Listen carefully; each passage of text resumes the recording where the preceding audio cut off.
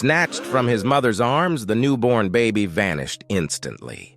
This 1964 kidnapping at Michael Reese Hospital triggered a search across 50 states. Yet the toddler returned to the Fronczak family was a total stranger.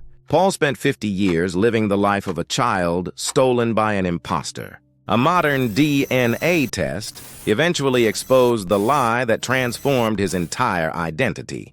Just one day prior, Dora Fronczak had given birth to a healthy boy named Paul Joseph. She and her husband, Chester, were living the post-war American dream, a young couple starting their family in a bustling blue-collar city. At 9:30 that Monday morning, a woman wearing a professional nurse's cap and a starched uniform entered Dora's room. She spoke with authority, stating the baby needed to be taken for a checkup. In 1964, mothers were often highly medicated after delivery, and the professional hierarchy of a hospital was rarely questioned. Dora watched, tired but proud, as when the real nursing staff arrived later, the realization hit like a physical blow. There was no checkup. The woman was a stranger. Panic swept through the maternity ward as every exit was blocked and every vehicle in the parking lot was searched. The FBI moved in with a force rarely seen for a single kidnapping, interviewing hundreds of people and tracing every lead. They analyzed every fingerprint and questioned every woman who had recently lost a child. But the trail ended abruptly at the hospital's front doors. Dora and Chester were left with nothing but an empty nursery and a haunting question that they could only wait and pray for a miracle that seemed further away with every passing hour. 15 months passed with agonizing slowness for Dora and Chester Fronczak in their Chicago home. The massive FBI manhunt, which had become one of the largest and most expensive search operations in American history, had largely gone cold. Then, on a humid afternoon on July 2nd, 1965, a flicker of hope emerged nearly 800 miles away in Newark, New Jersey. A toddler, estimated to be between 1 and 2 years old, was found abandoned in a stroller outside a busy variety store on a crowded street corner. He was dressed in clean, simple clothes, but carried no identification, and no one in the surrounding neighborhood stepped forward to claim him. Local authorities and the Newark field office of the FBI quickly began to investigate whether this foundling could be the infant stolen from a hospital room across the country. The child was placed in a temporary foster home while investigators frantically compared but there was one detail that didn't make sense, and no one noticed it yet. Despite the uncertainty of the situation, the FBI contacted the Fronczaks with the stunning news. They were informed that the child's blood type was type O, which matched scientific identification in the mid-1960s was elementary by modern standards, relying heavily on visual similarities and basic blood groupings rather than the absolute genetics driven by a desperate, crushing need for closure and the unbearable silence of their empty nursery. They were ushered into a quiet office at the Newark FBI headquarters to meet the boy. Dora looked at the toddler, searching for any trace of the infant she had held for only one precious day. While the child did not look exactly as she had imagined, she focused on his ears. She believed they were identical to the unique shape she had seen in the blurry hospital photos of her newborn. "That is him," she reportedly said, her voice trembling with a mixture of relief and exhaustion. The FBI, eager to successfully close a high-profile case that had frustrated their upper ranks for over a year, officially validated her intuition. They declared the Newark foundling to be Paul Joseph Fronczak. The family returned to Chicago, followed by a parade of reporters and flashing cameras, symbols of a national miracle. For the public, Dora and Chester would spend the next several decades raising this boy as their own son, celebrating birthdays and milestones, never suspecting that their entire lives were being built upon it. For nearly 5 decades, the boy found in Newark lived a life that belonged to someone else. He grew up in the blue-collar warmth of the Fronczak household in Chicago, a cherished son who carried a name that had once been shouted in desperation through hospital hallways. But as the years turned into decades, a quiet, persistent shadow followed him. He looked into the bedroom mirror and saw a man who didn't quite fit the family frame.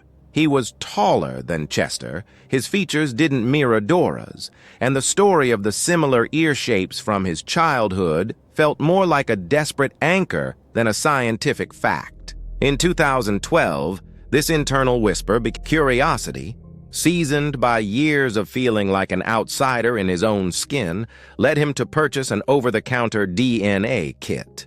It was a simple plastic tube and a mailing envelope. A piece of modern technology that was about to collide. Everything they believed up to this point was wrong.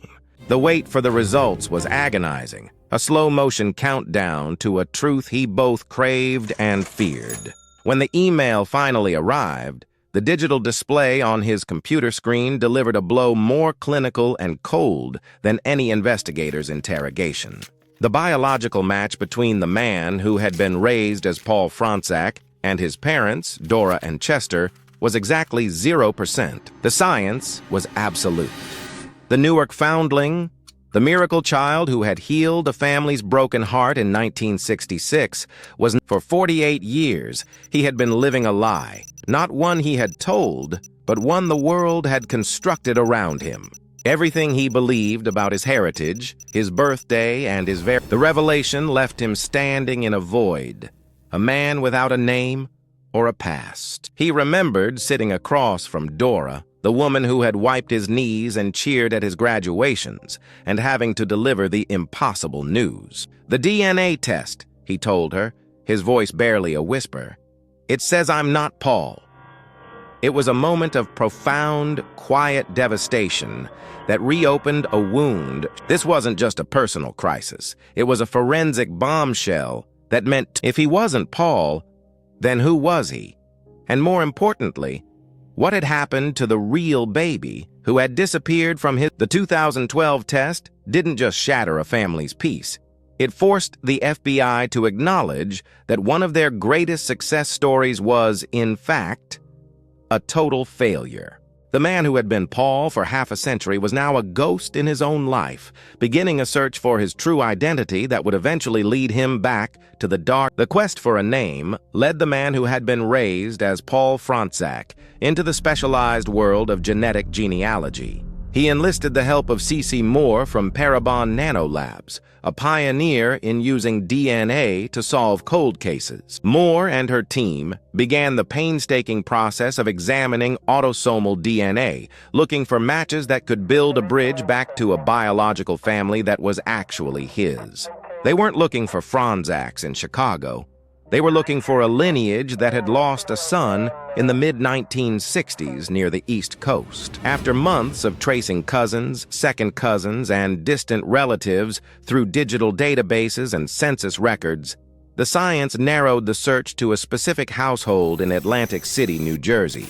The records pointed to a couple named Jack and Jill Rosenthal. As the investigators' research moved from spreadsheets to the lived reality of the Rosenthal family history, the narrative shifted from a mystery of identity. The man who had lived nearly 50 years as Paul discovered that his biological name was Jack Rosenthal, born in late 1963.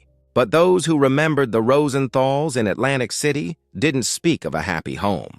They described a household marked by severe neglect and flashes of violence. Relatives recalled that Jack and Jill Sr. were deeply troubled individuals who often seemed overwhelmed by the responsibilities of parenthood. The family dynamics were described as toxic, and the children were often left to fend for themselves in a house filled with tension. The most chilling discovery: he had a twin sister, an infant girl named Jill. In the early 1960s, neighbors and family members saw the twins in the Rosenthal home. But by the summer of 1965, the house had grown suspiciously quiet. When family members inquired about the children, the parents offered a rotating series of excuses. They claimed a social worker had taken the children away, or that they were staying with distant relatives out of town for their own safety. The discovery that the man raised as Paul was actually Jack meant that he was the toddler found abandoned in that stroller outside the Newark Variety Store in July 1965. But it also meant that a little girl had vanished without a trace during that same period. While Jack had been saved by the administrative mistake that placed him with the grieving Fronczaks, his sister Jill remained a ghost. To this day, the fate of the real Jill Rosenthal remains an active cold case, and she is presumed to have been a victim of domestic neglect or foul play. But the 1964 Chicago kidnapping had been a ghost haunting the FBI files for over half a century. In December 2019, that ghost finally took the form of a man living a quiet, unassuming life in rural Michigan. His name was Kevin Baty. For 55 years, Kevin had lived just a few hours away from the hospital where he was stolen, completely unaware that he was the center of one of the most famous missing persons cases in American history. Genetic genealogists, using the same sophisticated techniques that had identified Jack Rosenthal, followed a trail of distant cousins and complex family trees until they landed on a doorstep in the Midwest. When investigators finally made contact, the evidence was undeniable. DNA testing confirmed what the Chicago field office had sought since that rainy April morning in 1964. Kevin Baty was the biological son of Dora and Chester Fronczak. The timing of Kevin was at that very moment locked in a courageous battle with terminal cancer. He would only have a short window of time to process the staggering reality of his birth and the family he never knew he had lost. It is reported that he was able to learn the truth of his identity and connect with his biological roots shortly before his passing in 2020. For Dora, any remaining uncertainty was finally extinguished.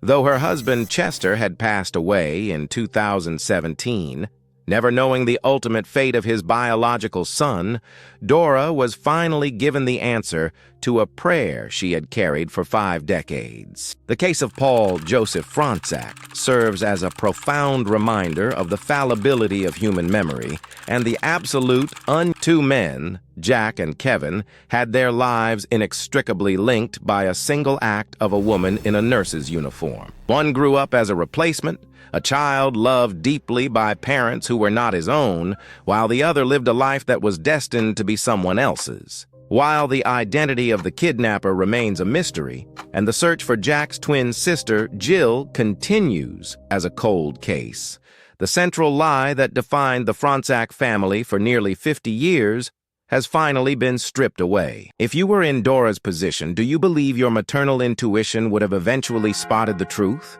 Or is the bomb? If this story gave you chills, hit subscribe and drop your theory about the missing twin in the comments below.